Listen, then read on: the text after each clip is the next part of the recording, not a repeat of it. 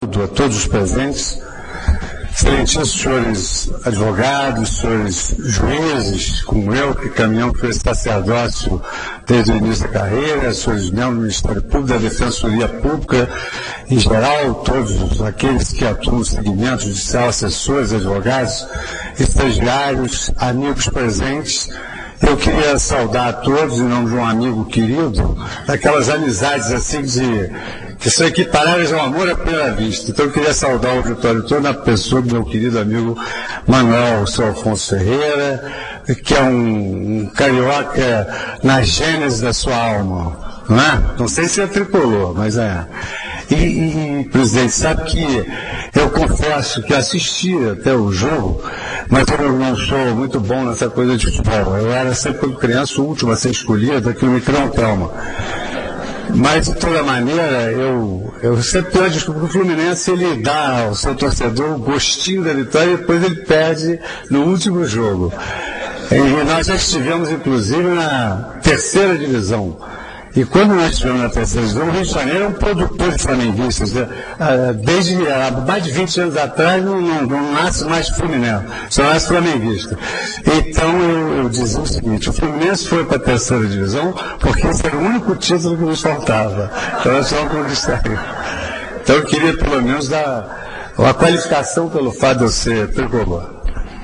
Bom, meus companheiros magistrados, meus amigos aqui presentes, evidente que não se teria a pretensão de esgotar uma fala tão curta a reforma do Código de Processo Civil. É claro que o valor é a celeridade, mas não tanto, eu não conseguiria alcançar esse objetivo.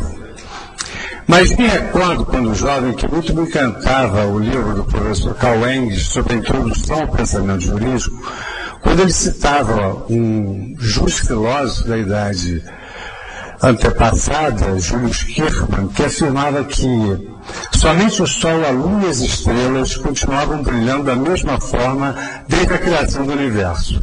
E que o processo, como é um instrumento da vida e da esperança, ele vivia em constante modificação. E essa é efetivamente a história do processo aqui em Alhures. Aqui vários profissionais que viveram a época áurea do Código de 39, que era um código informal, um código oral, um código popular, acima de tudo. Na própria exposição de motivos havia uma afirmação de que aquilo era um instrumento de realização de um sonho popular. Tivemos depois o Código de 73, 33 anos depois, um código que se baseou fundamentalmente no sistema romano-germânico, das famílias do civil law, e aos poucos fomos sofrendo reformas pontuais até que advém agora a possibilidade de surgir um código do ano de 2010, um código que vai ser lavrado 37 anos depois do Código de 73. E como bem aqui destacou o eminente presidente dos trabalhos, hoje o ideário comum é exatamente o ideário da celeridade, mas num contexto social. Uma celeridade no sentido que permita ao juiz prestar a justiça num prazo razoável, mas obedecendo a todas as cláusulas constitucionais referentes ao processo, inerentes ao devido processo legal, contraditório, ampla defesa e assim por diante. E, não obstante, inúmeras reformas têm sido levadas a efeito desde a década de 90, e excelentes reformas, diga-se de passagem, e tão intensas que no meio jurídico se costumava até fazer uma brincadeira espirituosa com os membros que viviam reformando o Código de Processo Civil, inclusive o nosso querido ministro Salvo de Figueiredo Teixeira, e perguntavam a ele: ministro Salvo, quando é que o Código vai sair nos semanários da editora Abril? Porque todo dia tinha uma reforma nova. Isso criou algo sistemático no Código, mas que não infirma, digamos assim, o processo como instrumento de realização de justiça, instrumento através do qual o cidadão pede justiça e o Estado presta justiça, que, segundo Hans Kelsen, era o maior sonho formoso da humanidade, esse, o da justiça. Então, aqui em Alhures, foram levadas a efeito inúmeras reformas processuais. Mas nós continuamos a conviver com essa questão, que muitas vezes é atribuída ao judiciário, e eu não falo isso por juiz de classe, porque eu sou juiz de carreira, muitas vezes é atribuída ao judiciário, mas imputável às próprias leis processuais, porque os juízes não podem criar um processo da sua cabeça. No sistema de tripartição de Montesquieu, como adotado no Brasil, os juízes cumprem as leis. Então, se há fala do autor, depois há fala do réu, depois a réplica, depois nós não podíamos abreviar essas etapas. E assim também se deu no mundo afora. O próprio Código de Processo Civil italiano, que era brilhante, belíssimo, com instrumentos e que representavam os nossos melhores matizes europeus, ele foi reformado no final agora de 2009, pela Lei 69, e decretos presidenciais foram expedidos agora em março de 2010, tornando a realidade alguns instrumentos que nós também vamos contemplar dentro do Código de Processo Civil. Isso se operou também recentemente na Alemanha, na lei de enjuiciamento civil da Espanha, em Portugal em relação ao processo de execução, e na própria Inglaterra, que era um país impregnado da cultura, da justiça e da razão, e, portanto, um país representativo da família do common law, e que desde 1999 passou a adotar um Código de Processo Civil, que é muito bem explorado pelo professor Neil Andrews, que também nos trouxe muita colaboração para a elaboração desse anteprojeto. A comissão, ela teve um ideário e uma metodologia. O ideário da comissão foi exatamente cumprir essa promessa constitucional da duração razoável dos processos. No início falava-se em celeridade, mas a celeridade dá a ideia de julgar pela capa, de uma justiça de números. Na realidade, o nosso compromisso foi com a duração razoável dos processos. Em todas as declarações fundamentais dos direitos do homem, da ONU, Pacto de São José da Costa Rica, a Declaração Fundamental dos Povos Muçulmanos, em todas as declarações há uma regra no sentido de que um país que não se incumbe da sua justiça num prazo razoável é um país que tem uma justiça inacessível. E esse era o nosso compromisso. A Constituição nada mais é do que uma especificação dos direitos fundamentais do homem. Então esse foi o nosso ideário, à luz de informações de alhures, como por exemplo a Constituição da Costa Rica, ela é expressa, a justiça tem que ser pronta e célere.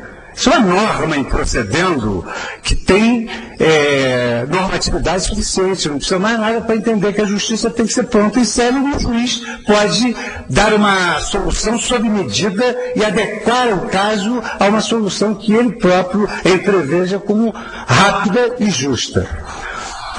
Pois bem, então o ideário da comissão foi essa duração razoável. Afonso Queiroz, um grande administrativista, afirmava que conceituar o que é razoável é difícil, mas não é difícil saber aquilo que não é razoável.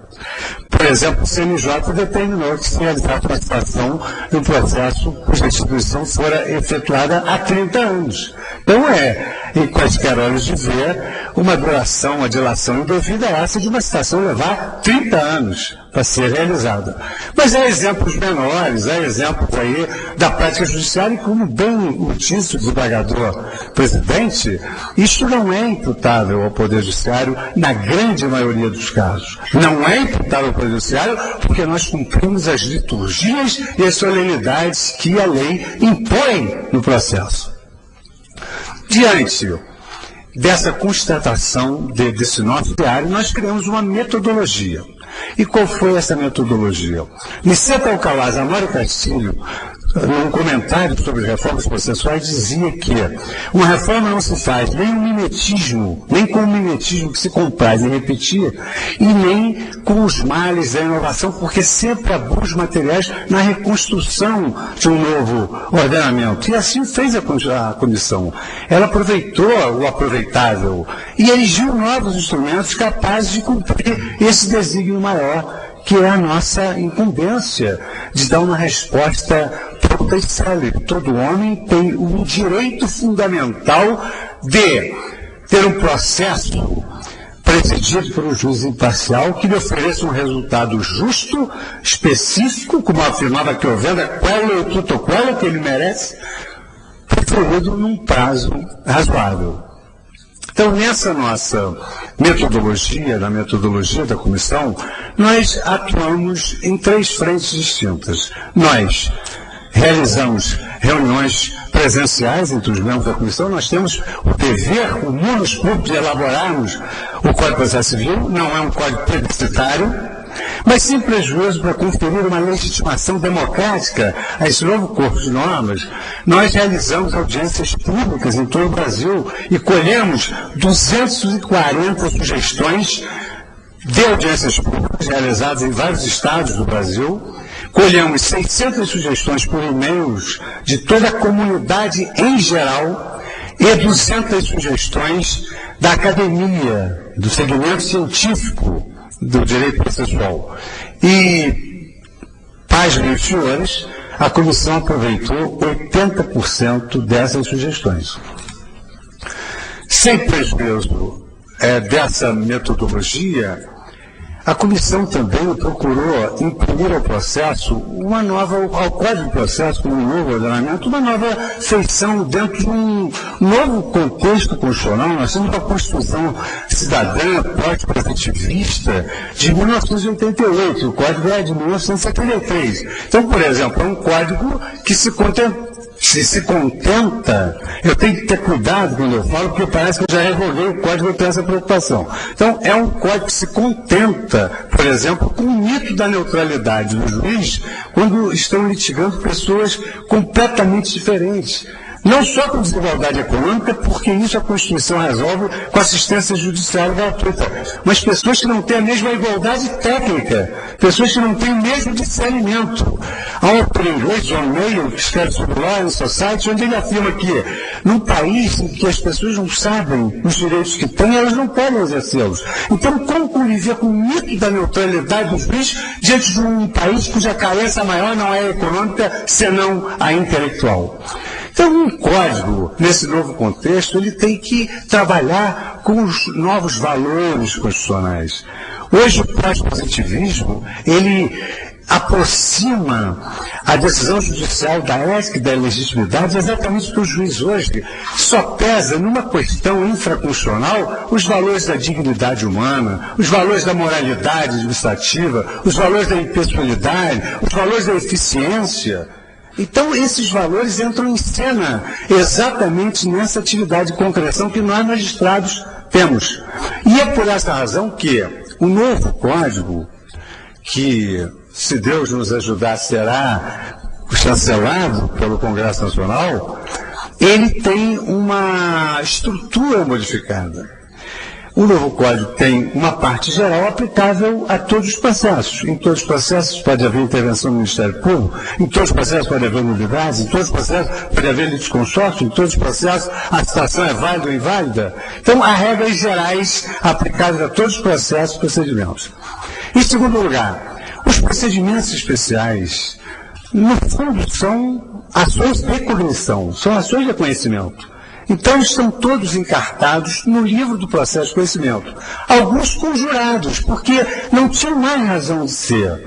São todos processos de conhecimento. E mais ainda, há uma regra muito interessante, que é uma regra que permite o juiz ser o artesão da solução do caso concreto. Então, o procedimento, ele é padrão. E o juiz poderá moldá-lo de acordo com as necessidades do caso concreto. Suponhamos que haja a necessidade de se convocar terceiros interessados. Imaginem os senhores, por exemplo, uma ação processória em que o titular da posse sofre uma invasão multitudinária, uma invasão de multidões, como nós temos visto hoje. Como é que se deve fazer? Nominar os réus da petição inicial com qualificação? Ou será que não é razoável prever-se um procedimento edital, que faz, às vezes, da convocação de todos os interessados? Então, o Código procurou exatamente adaptar a realidade normativa à realidade prática. Então, esses procedimentos especiais representam o processo de conhecimento. E o processo de conhecimento hoje é sem crédito, ele é um, vai até o cumprimento da sentença. Depois dele, nós temos num outro plano completamente diferente, digamos assim, numa constatação histórica daquilo que afirmava que que a grande evolução do processo seria a involução ao processo civil romano. Hoje nós temos um processo de execução extrajudicial. E exatamente essa foi a modificação histórica e a de paradigma que se realizou. Porque, como nós sabemos, nós tínhamos a execução judicial e a execução extrajudicial, porque os títulos extrajudiciais eram equiparáveis às sentenças. Agora, as sentenças são objeto de cumprimento, mas a própria lei continua denominando-as de título executivo judicial.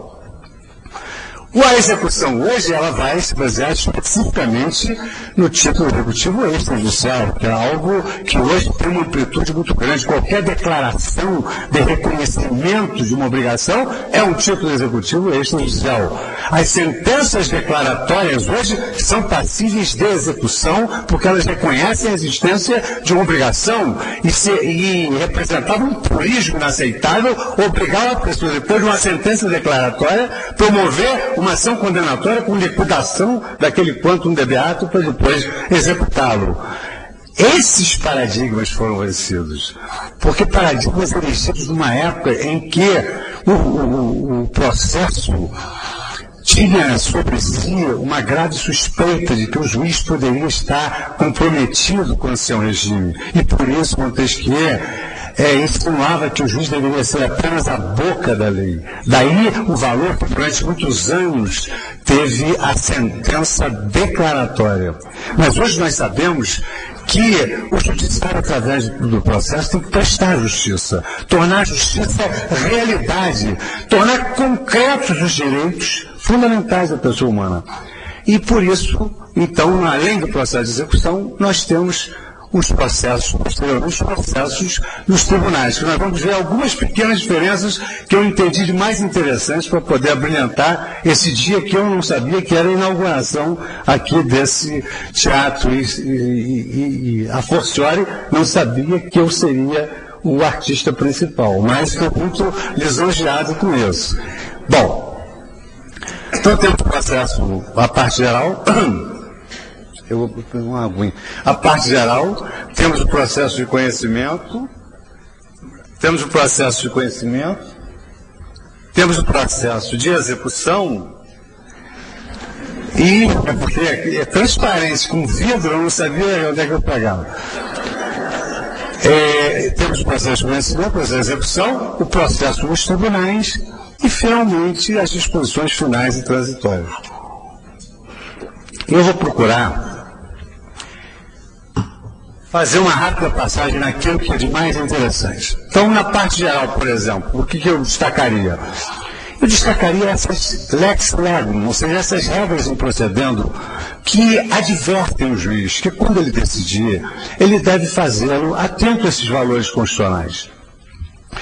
Odiadamente, não é mais possível decidir-se sem perpassar a legislação infraconstitucional pelo tecido normativo da Constituição.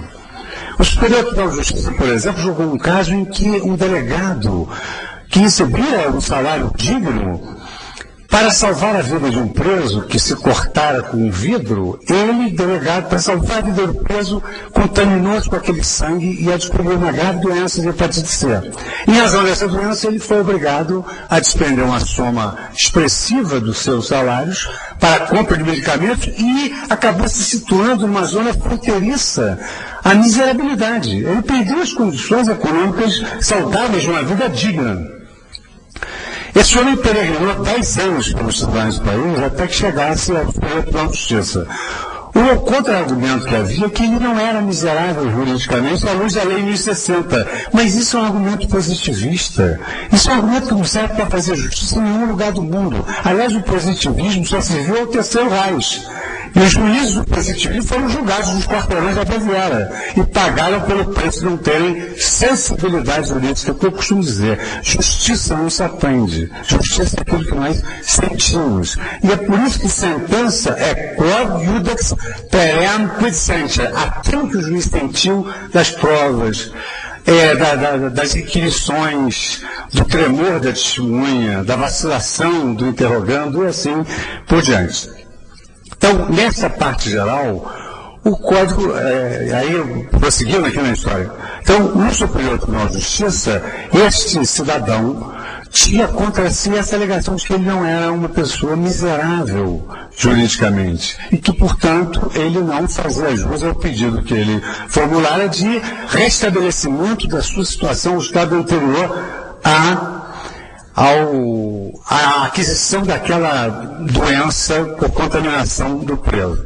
Pois bem, o Superior Tribunal de Justiça, não obstante, tem verificado que, pelos critérios do positivismo, aquele homem não era miserável juridicamente, determinou que o poder público restabelecesse as suas condições econômico-financeiras, porquanto não seria digno que o homem que salvara a vida alheia tivesse a sua vida legada à sua própria sorte. E aquela decisão perpassou pelo tecido normativo constitucional à luz do princípio da dignidade da pessoa humana. E é exatamente isso que nós fazemos nessa parte geral do Código. Nós concitamos o magistrado à sua sensibilidade, a valorar a dignidade humana, o trabalho humano, a moralidade, a eficiência e a impessoalidade. Ainda nessa parte geral, nós temos ainda algumas questões muito interessantes relativas a alguns institutos que dizem respeito ao processo de conhecimento, ao processo de execução. Mas eu citaria alguns assim que me pareceram muito interessantes como novidades. Eu diria aos senhores, sem querer os assustar, porque o Código terá um prazo de vacatio legis de 1 ano, e nós devemos ter umas 200 inovações no Código de Processo Civil. Então é necessário que o prazo de vacatio legis seja longo. Mas há, por exemplo, 2 inovações que me pareceram extremamente expressivas e correspondentes às expectativas do povo.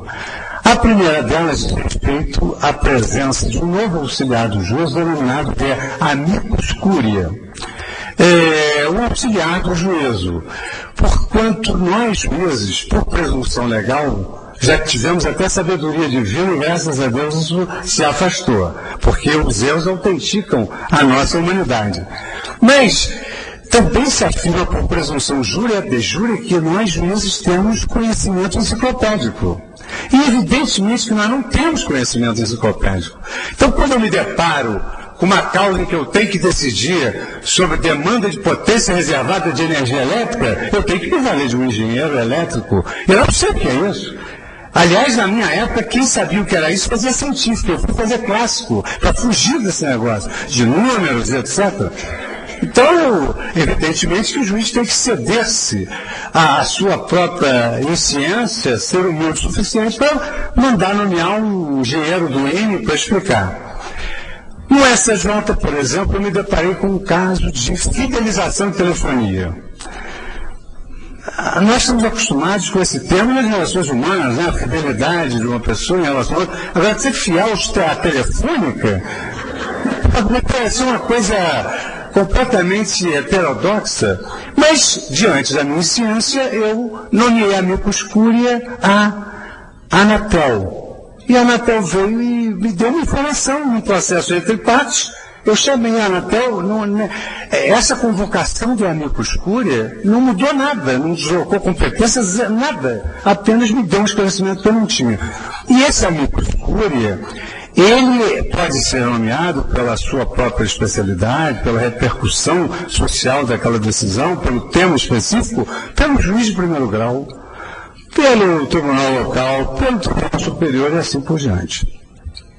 Então, essa presença do amicus curiae, que é uma figura prevista no regulamento da Suprema Corte Americana, e que já está sendo adotada nas declarações de constitucionalidade do Supremo Tribunal Federal, foi nessa lei que veio a previsão do amicus curiae, e hoje ele é um auxiliar do juízo, como é o contador, o avaliador, o depositário, e que vai propiciar uma magnífica qualificação da decisão judicial. O segundo aspecto também muito interessante da parte geral diz respeito, por exemplo, à incompetência. Recentemente, a Corte de Cassação Italiana, em 2009, mas agora inseriu no decreto presidencial de março de 2010, decidiu que, não obstante a Itália seja partidária da dualidade da jurisdição, a jurisdição administrativa, com coisa julgada administrativa, e jurisdição, digamos assim, judicial, entendeu a Suprema Corte que a parte faz jus a um resultado efetivo. E que se um processo se iniciou no contexto administrativo, não teria sentido anular tudo, porque deveria ter sido iniciado na esfera judicial. Quantas vezes nós, juízes, nos deparamos com um caso em que nós temos que aproveitar o processo, porque senão a parte teve 10 anos da sua vida jogados fora. Pois bem, então na Itália, a Corte de Cassação italiana admitiu a translatio iudicis, ou seja, ela admite que tudo que tenha sido praticado perante um juízo competente seja aproveitado e seja jurisdicionalizado, para que a parte não tenha aquela frustração de ter percorrido uma via imprópria sem solução do seu problema. E nós sabemos quão danoso é o ato do juiz que extingue o processo sem análise do mérito. E olha que eu tenho legitimidade para dizer isso, porque afirmo que o processualista é aquele que tem a arte de induzir a julgar extinto o processo sem a análise do mérito. E, na verdade, hoje nós estamos querendo aproveitar os processos. Então, nós lavramos uma mitigação da diferença entre incompetência absoluta e incompetência relativa. Havendo a incompetência absoluta ou a incompetência relativa, os autos são remetidos ao juízo competente e conservados todos os atos que foram praticados, salvo se o juízo entender que deva renová-los. Não todos, mas o ato final. E a incompetência absoluta, a forciori, ela deixa de ser um motivo para uma ação rescisória, porque não tem sentido. O judiciário é uno. Eu, quando iniciei a minha carreira em Trajano de Moraes, eu fazia jus, julgava ação de despejo, separava casais, regulava a visita de filhos, enfim, a jurisdição é una. O juiz tem aptidão para julgar todos os casos. Não tem sentido essa distinção filigranática, como também não tem sentido nós eliminamos criar um processo incidente de exceção de incompetência que é resolvido numa decisão interlocutória, e essa decisão interlocutória é recorrível, e desse recurso cabe outro recurso e mais outro recurso. Num processo com 5 decisões interlocutórias, nós podemos ter 30 recursos. Qual é o tribunal do mundo que com 30 recursos pode prestar justiça num prazo razoável? E essa foi uma outra novidade. Não há mais esses processos incidentes de impugnação ao valor da causa, exceção de incompetência, incidentes de falsidade, impugnação à justiça gratuita. Todas essas matérias são arguíveis como preliminares e são decididas no final da causa, porque a despeito delas o juiz pode julgar procedente pedido. Por que recorrer imediatamente? Agora, é claro que há casos em que, digamos assim, a decisão ela repercute energicamente na esfera jurídica da parte contrária, como só ocorrer com as tutelas da urgência, essas liminares.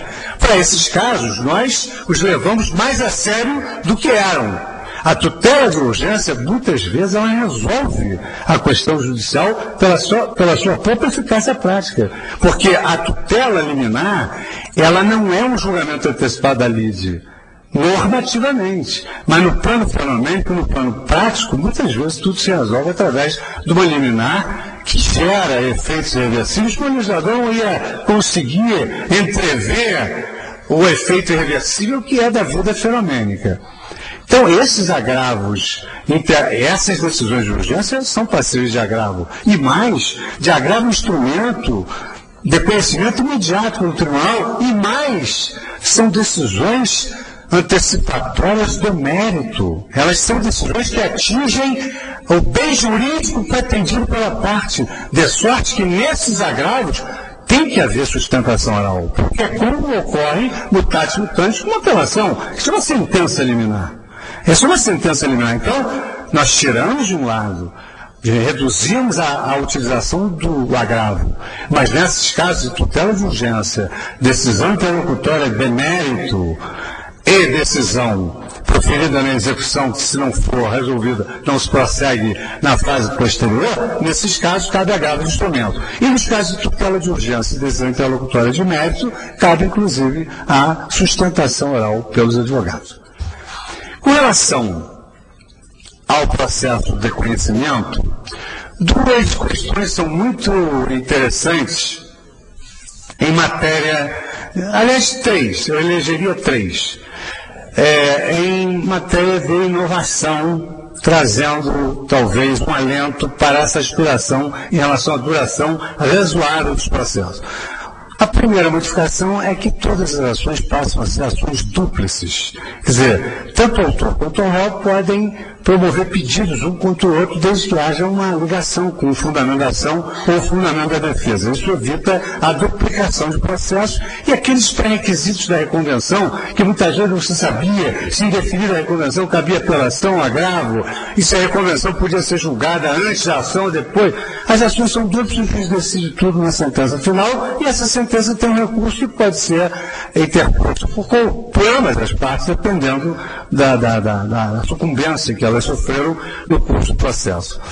Mas a grande inovação em termos de solução, digamos assim, das ações individuais, notadamente as ações individuais homogêneas, essa sugestão nos veio de um encontro que foi realizado em Pisa, em 2007, sobre azione seriale e tutela giurisdizionale. Aquelas ações seriais, ações iguais, pretensões que eles chamam de isomórficas, que nós abandonamos esse nome porque isso é uma sofisticação além do mau gosto, né? A primeira vez que eu ouvi falar em pretensões isomórficas, eu imaginei que isso era médico, uma coisa médica, pretensões isomórficas. Mas não, são pretensões iguais, ações idênticas. E nós então imaginamos um incidente de resolução de ações repetitivas. E esse incidente de resolução de ações repetitivas, eles visam exatamente a que questões jurídicas idênticas sejam julgadas num grupo de ações e que essas decisões se espalhem por todos os processos individuais. Então, a questão, ela tem que ser uma questão jurídica, porque cada um tem a sua questão de fato, isso é impossível. E essa questão jurídica tem que ser homogênea. Assim, por exemplo, no Superior Tribunal de Justiça, nós julgamos milhares de ações sobre a legitimidade da cobrança de assinatura básica. Julgamos milhares de recursos. Suponhamos 30 mil recursos. 30 mil recursos. Por que essa questão sobre se é legítima ou não a cobrança de assinatura básica não poderia se submeter a uma apreciação de um incidente de resolução de demandas repetitivas pelo próprio tribunal, daquela decisão, o tribunal, exercendo o controle da identidade das questões jurídicas, submeteria ao Superior Tribunal de Justiça, ao Supremo Tribunal Federal, e aí, então, conforme a violação da lei, e uma decisão desses tribunais superiores resolveria todas as questões pendentes, as ações pendentes e as ações supervenientes. Além dessa propositura, nesse evento de Pisa, há um modelo que o próprio nome já indica qual é a sua finalidade, que é o modelo alemão, do qual nós nos afinamos mais, que é a Pilotverfahren, que é o julgamento de causas piloto. Então, aquela causa piloto ela é julgada e aquela decisão é aplicada a todas as causas que têm a mesma questão jurídica debatida. De que maneira isso vai reduzir a morosidade da prestação judicial? De inúmeras maneiras, porque aquela tese terá que ser observada em todos os processos. Aquela tese terá que ser observada, se for assentada pelo Supremo Tribunal de Justiça ou pelo Supremo Tribunal Federal, em todo o território nacional. Quando surge a questão com aquele potencial repetitivo, como, por exemplo, fiquemos nesse caso da assinatura básica, quando surge aquela questão, o juiz, diante da potencialidade de repetição daquelas ações, de sua repercussão social, o juiz suscita o incidente ou a parte, o juiz ou a parte, que o Ministério Público vai funcionar com custos leves, suscita o incidente e o tribunal afere o que no direito anglo-saxão se denomina de distinguishing. Porque como eles entendem que uma causa não pode ser tão diferente assim uma da outra, que não mereça a mesma solução, eles têm uma técnica de saber distinguir se efetivamente são iguais as questões. E nós adotamos essa técnica também, de identificação da mesma questão jurídica para que não haja um equívoco, não é? Não se imiscua naquele grupo de ações, como se denomina também no direito anglo-saxônico, o grupo litigation, aquele grupo de ações que não têm pertinência. Então o tribunal vai admitir, e ao admitir o tribunal local, ele suspende todas as ações individuais. E noticia o CNJ, para o registro eletrônico, que há ações repetitivas sobre aquela questão. E que ele, tribunal, está suspendendo as ações na sua competência, na circunscrição da sua competência territorial. Senhoras e senhores, mas isso ainda não evita que se possa ter uma certa insegurança jurídica, que eventualmente no Piauí se suspendam todas as ações e em São Paulo não haja ainda um incidente. Muito bem. O que pode ocorrer é que, em primeiro lugar, não se pode admitir que o juiz de um tribunal local suspenda ações em andamento de outro tribunal local da mesma hierarquia. O que pode ocorrer é, por simples petição, a parte suscitar essa questão da suspensão geral ao Superior Tribunal de Justiça ou ao Supremo Tribunal Federal, conforme o tribunal competente para julgar o recurso daquela causa. E aí sim, o Superior Tribunal de Justiça ou o Supremo Tribunal Federal podem determinar a suspensão em todo o território nacional. Ora, a partir do momento em que nós temos a mesma questão jurídica decidida e aplicável aos processos pendentes e aos processos supervenientes, nós evitaremos a duplicação de processos. Nós teremos, num só momento, a solução de milhares de ações. E isso é evidente que vai permitir ao judiciário prestar uma justiça num prazo razoável, obedecendo a ampla defesa, o devido processo legal e todos os requisitos necessários para que a justiça seja adotada sob o ângulo do contraditório. Por outro lado, um dos princípios mais importantes decorrentes da dignidade da pessoa humana é o princípio da igualdade, o princípio do tratamento isonômico. E nada mais justo do que, para situações jurídicas iguais, que se conceda a mesma solução judicial. Então, a um só tempo, nós vamos reduzir o número de ações, de recursos, e aplicarmos na prática aquilo que representa o princípio da isonomia constitucional, iguais perante a lei e iguais perante a justiça. E eu aqui então me referi ao princípio do contraditório e também me lembrei de uma inovação bastante interessante, que é a inovação que veio trazida por esse decreto presidencial italiano agora em 2010, e que eles denominam de decisão de terceira via, que é aquela decisão em que o juiz, sem ninguém alegar, resolve a questão de ofício e soluciona o processo. Segundo o novel ordenamento, se aprovado for, nenhuma questão poderá ser decidida ex officio pelo juiz sem perpassar pelo contraditório. Mesmo as questões conhecíveis de ofício, é preciso que o juiz dê à parte a oportunidade dela debater aquela questão que ele supostamente conhece de ofício, que vai obrigar a interposição de um recurso e etc. O Código, a partir da experiência prática, se preocupou com a definição de alguns institutos.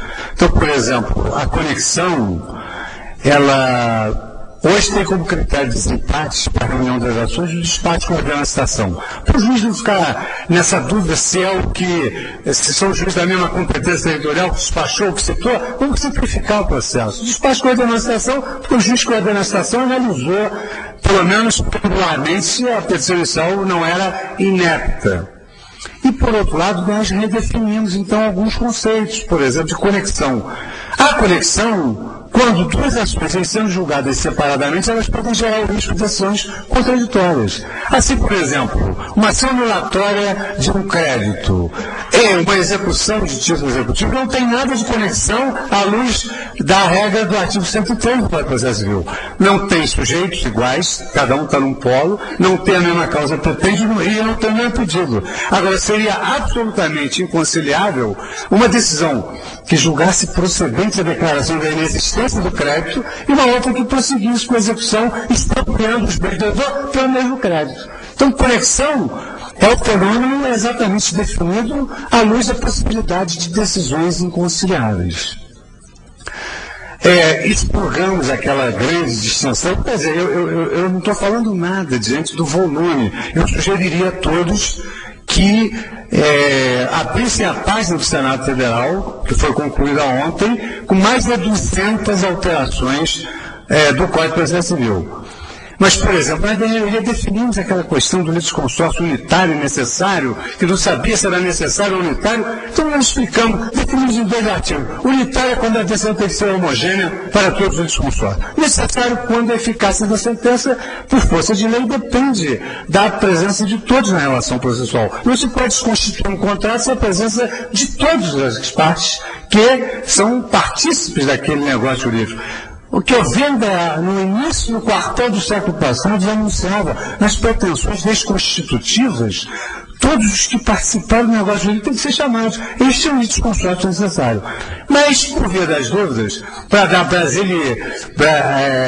dar um toque brasileiro nessa questão, nós não fomos ao direito italiano. Nós pegamos a definição de Frederico Marx sobre o litisconsórcio necessário, que foi a melhor definição que se fez até hoje, e a de Barbosa Moreira, na sua tese de cátedra, em que ele defendeu o litisconsórcio unitário. Aliás, ao contrário, o litisconsórcio unitário foi na sua livre docência e a reconvenção e a conexão com o pressuposto da reconvenção na cátedra.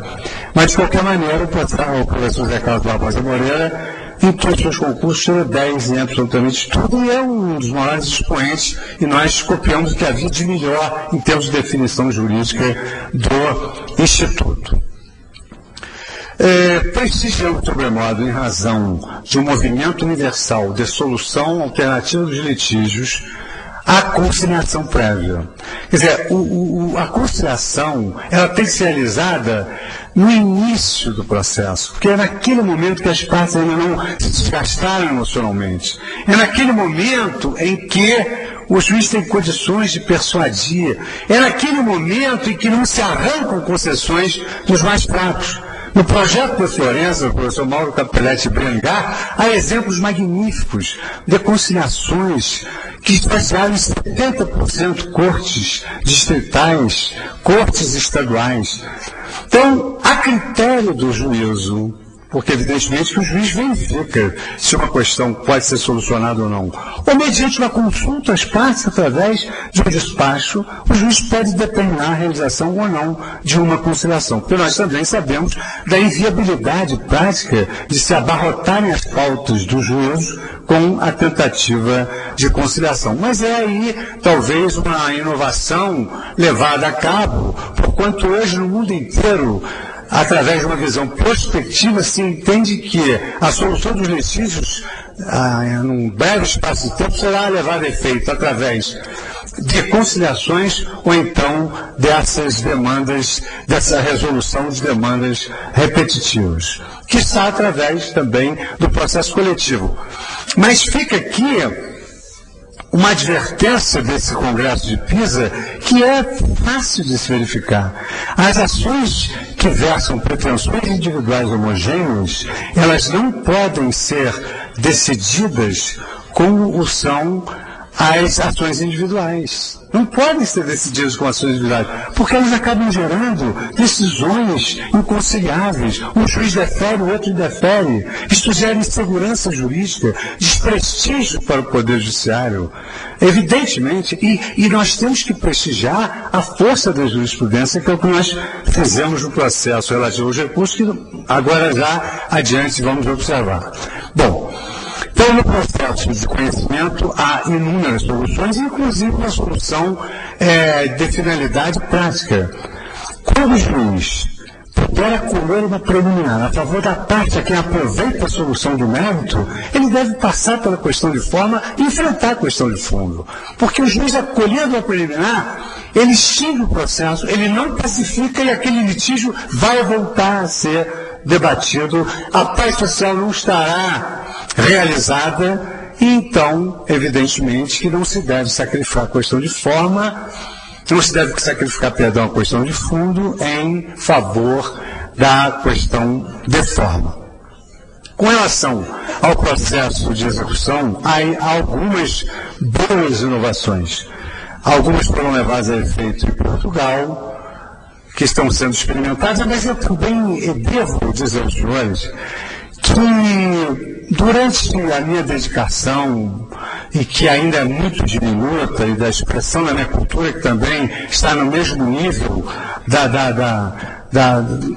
mesma idade do conhecimento de todos, eu nunca me seduzi com a ideia de que o Código continha institutos previstos no direito italiano, direito alemão, direito austríaco.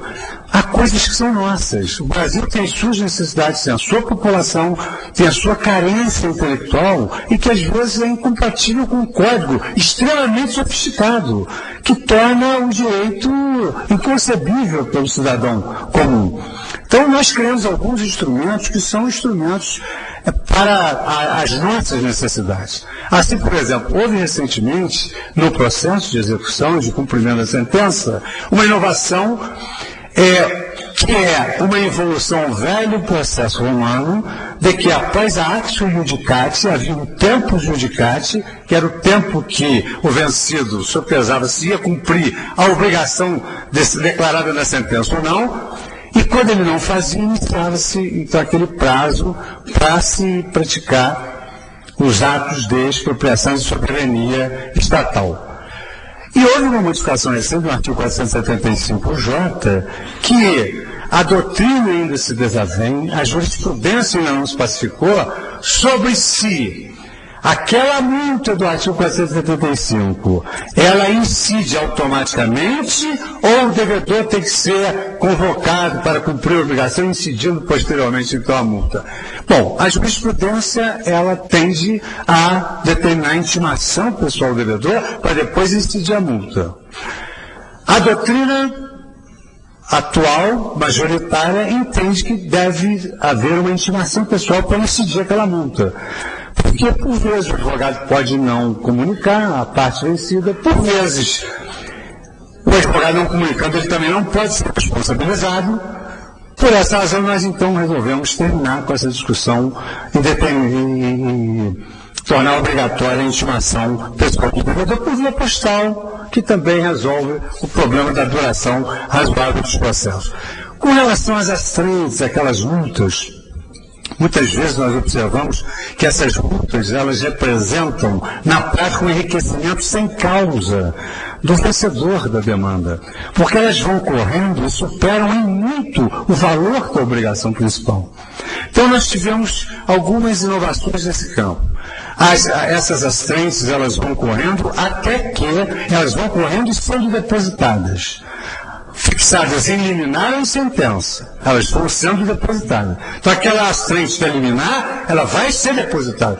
Não tem sentido o juiz definir liminar determinando o pagamento de uma pena pecuniária que é um meio de coerção e aquilo só valer depois do trânsito julgado. Então aquela liminar não valeu absolutamente nada. É claro que é preciso que haja capacidade de persuasão do magistrado, de sorte que aquelas astrentes vão sendo depositadas em juízo, desde a liminar ou desde a sentença. Quando ultrapassam a obrigação principal, elas passam a pertencer ao Estado juiz, desde que, evidentemente, não seja o Estado juiz o recalcitrante, porque senão ele mesmo vai fazer questão de não cumprir a obrigação para receber as multas.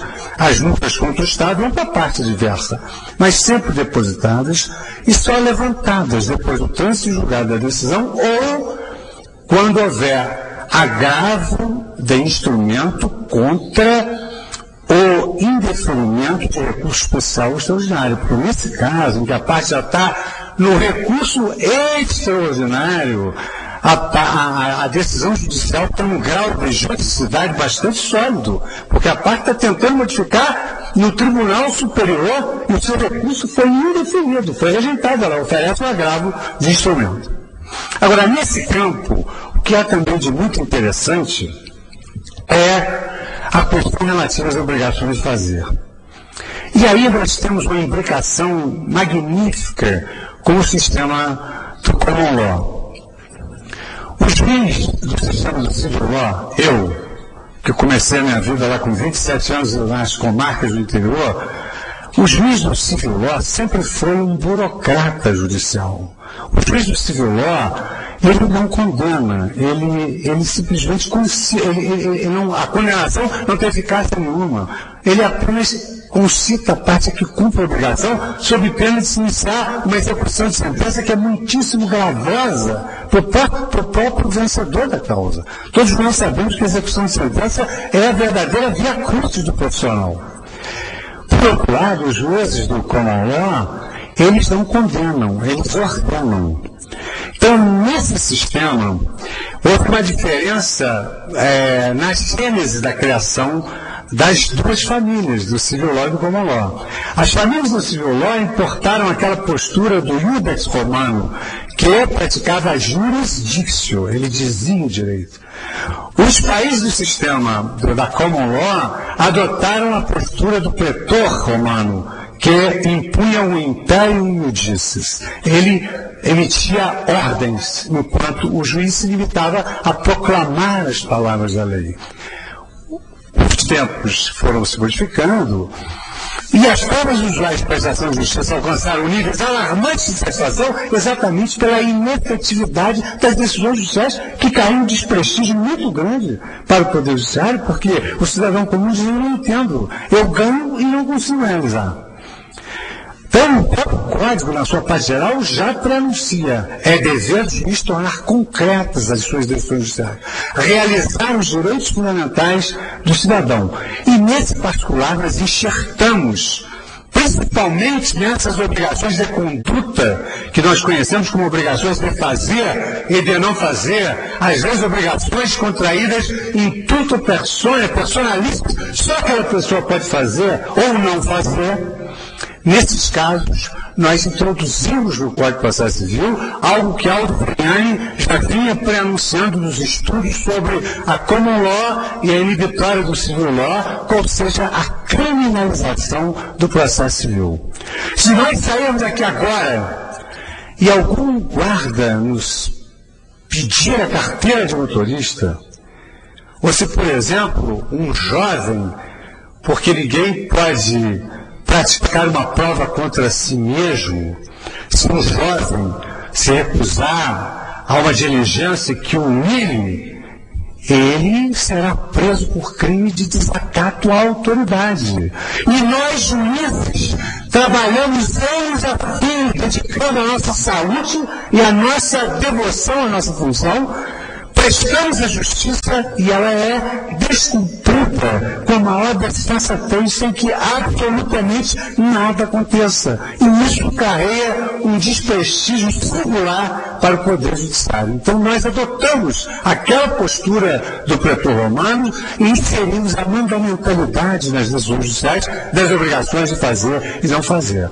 O descumprimento dessas obrigações personalíssimas, se doloso, incidirá o litigante na conduta do crime de desobediência e poderá ser punido, até porque a desobediência é um crime permanente, ele está em estado de permanente flagrância. E observem que o direito ex facto orito ius, o direito depois dos fatos, nas varas de família, quando não há o pagamento, falta de fundos suficientes alegáveis pela parte, e o juiz determina a prisão do devedor de alimentos, um passe de mágica surge a quantia certa, a soma devida, porque evidentemente que a ordem tem uma capacidade de persuasão muito maior do que a simples jurisdictio, porque ninguém ingressa em juízo para obter uma mera divagação acadêmica. Ninguém ingressa em juízo para saber quanto direito o juiz sabe. Eu, nos tribunais, eu fui do Tribunal de Alçado do meu estado, fui desembargador, agora há 9 anos pelo Tribunal de Justiça, e às vezes verifico no olhar das partes que eles ficam assistindo aqueles debates, aquelas elucubrações doutrinárias, mas elas querem que o processo termine, elas querem saber. Deu o provimento, é isso que eu quero saber. Eu não quero saber quanto direito o juiz sabe, eu quero saber se eu tenho direito. E é assim que nós devemos realmente nos comportarmos. Nós temos que ser simples nessa fala direta com o público através da nossa boca e da nossa pena. Então essa mandamentalidade é uma grande inovação. Como já vai chegando ao fim a nossa inauguração aqui desse teatro, e eu não estou fazendo show, meu jeito de falar é esse mesmo, eu traria algumas rápidas novidades sobre as questões recursais. Bom, em primeiro lugar já falei do recurso único, do agravo de instrumento com sustentação oral. Há agora também aqui, talvez o que me pareça o de mais expressivo, que é a seguinte característica. Na teoria de argumentação de Chaim Perelman, a força da jurisprudência é a sua maior justificação política, porque é o argumento da autoridade que arrebata os auditórios. Então a jurisprudência tem que ter a sua força. E a jurisprudência, com a força que se empresta à lei, ela nos aproxima do sistema do Estado, ou seja, o juiz não faz a lei, mas uma vez decidido, aquilo é lei. E tem presunção da legitimidade. E as pessoas passam a se comportar conforme a jurisprudência. Então não há nada mais gravoso num país onde a Constituição promete segurança jurídica que uma jurisprudência dominante anos a fio seja modificada a ex abrupto. Eu citaria o exemplo de jurisprudência no campo tributário que desorganiza as pessoas jurídicas. Às vezes leva as pessoas jurídicas à bancarrota, porque ela se pautava por uma jurisprudência no sentido de que o tributo não era devido. E de uma hora para outra a jurisprudência, sem nenhuma explicação, ela foi modificada. E ela é modificada no julgamento de uma causa cujo resultado final tem efeitos ex tunc, desde a data da propositura. Então ela estava errada desde a data da propositura, muito embora a data da propositura, a jurisprudência dizia que ela estava certa. No tácito é mais ou menos como quem se comporta diante de uma lei. Eu cumpro a lei, a presunção de legitimidade da lei. Só que um dia ela vem a ser declarada inconstitucional. E os meus comportamentos devidos pela presunção da legitimidade diante da lei, paguei impostos, eu despendi somas, alguém vai me devolver isso, porque eu me comportei bem, obedecendo à presunção da legitimidade das leis? Então, diante dessa perplexidade que eu verifico no olhar de todos e nosso também, de juízes, nós introduzimos a possibilidade de modulação temporal da jurisprudência dos tribunais superiores quando há uma modificação relevante e aquela modificação ela infirma o valor maior constitucional da segurança jurídica. Porque às vezes na prática ocorrem situações muito injustas. Eu cito um caso que eu julguei ontem. Vejam que paradoxo. Advogada, eu até fiz uma brincadeira com ela, uma advogada gestante, pela beleza da sua sustentação, eu disse que já se podia antever um filho pródigo intelectualmente, porque ela realmente se desencobriu muito bem. Mas o que fez ela? Ela propôs um mandado de segurança, pleiteando que não pretendia pagar um tributo. E isso, entretanto, alegou a inconstitucionalidade desse tributo. Se mandado de segurança tramitou, ela perdeu a adesão tradicional, dizendo, não, o seu pedido de inexistência de relação jurídica tributária está sendo julgado improcedente. A senhora não tem esse direito. Ou seja, se for julgado improcedente uma ação declaratória negativa, a contrário do senso significa dizer que ela foi a procedência de uma declaratória negativa importa numa declaração positiva. Claro. Então ela tinha relação jurídica tributária E essa decisão, mesmo em mandado de segurança, não foi uma decisão que disse que ela não tinha direito líquido de certo. Foi uma decisão que pronunciou a ausência do direito material. Aquela decisão foi excluída do lugar material. Muito bem, anos depois foi declarada a inconstitucionalidade da lei, que ela alegara como causa potente. Ela então promoveu uma ação declaratória de inexistência da relação jurídica acumulada com compensação. E alegou, não, essas ações não são iguais. Um era um mandado de segurança. Aqui é uma ação declaratória acumulada com compensação de créditos tributários pelo Supremo Tribunal Federal.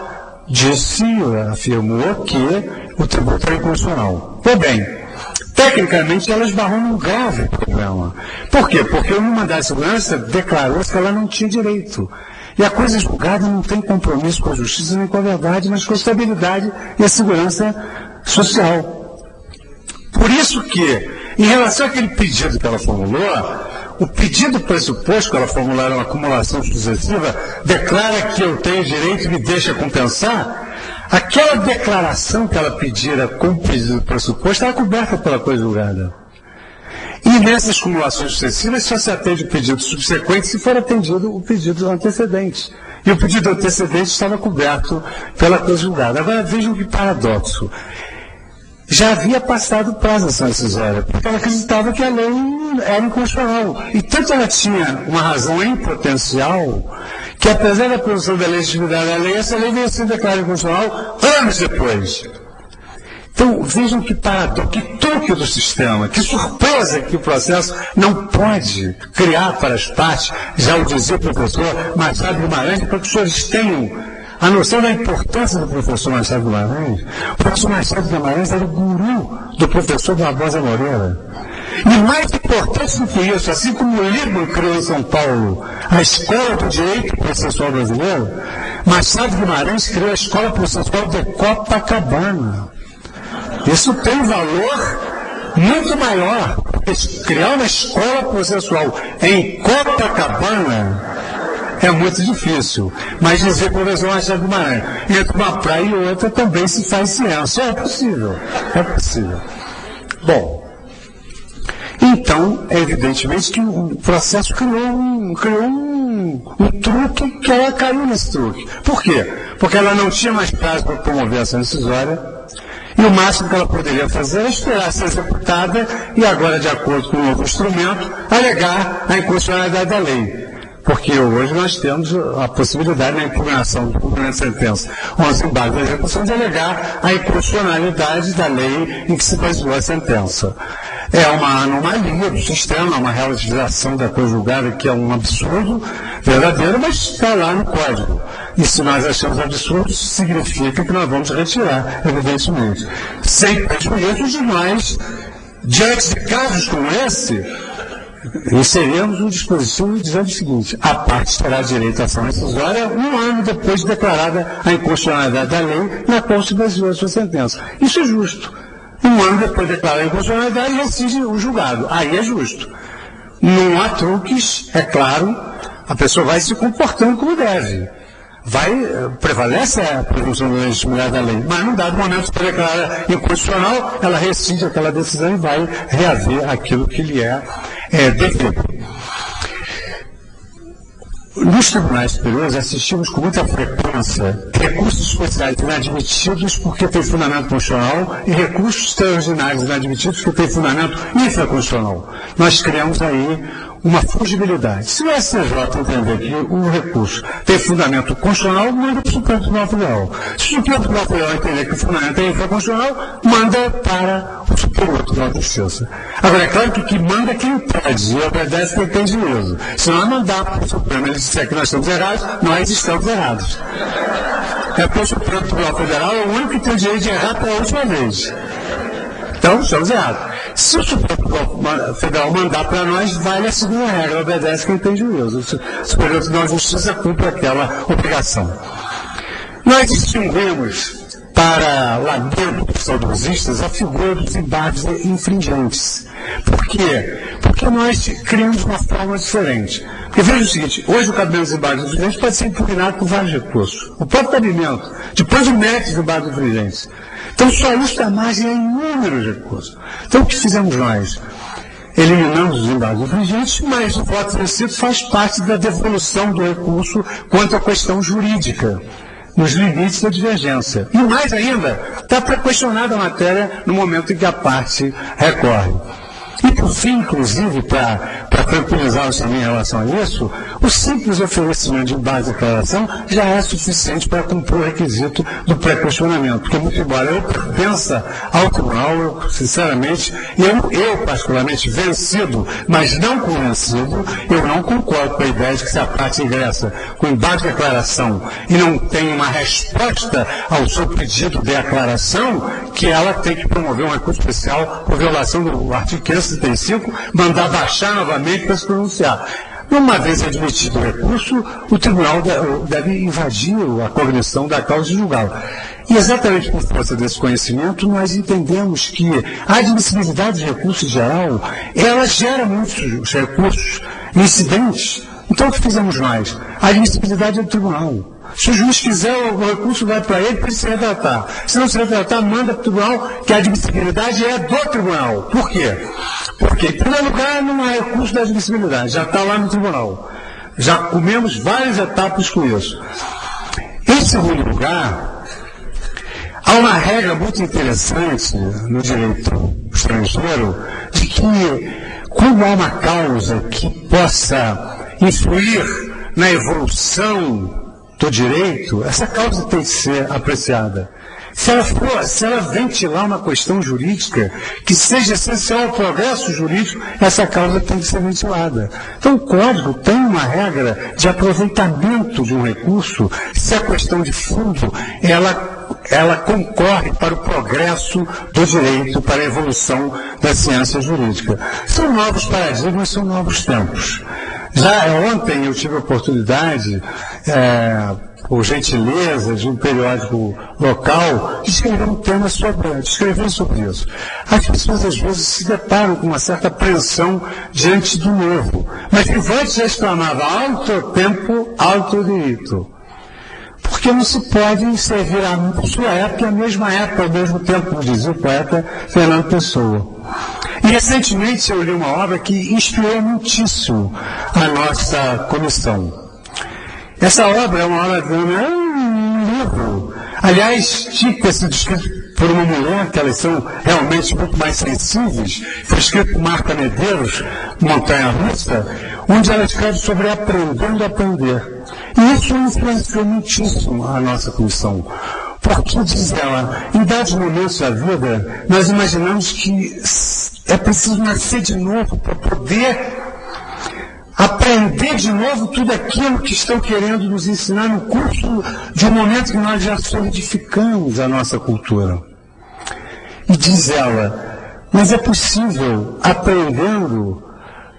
desaprendendo, aprender.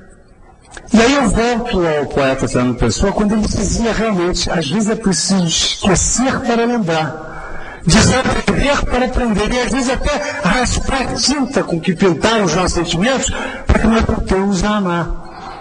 E mais ainda do que isso, não é preciso nascer de novo. A comissão se convenceu que é absolutamente possível renascer várias vezes na mesma vida. Muito obrigado.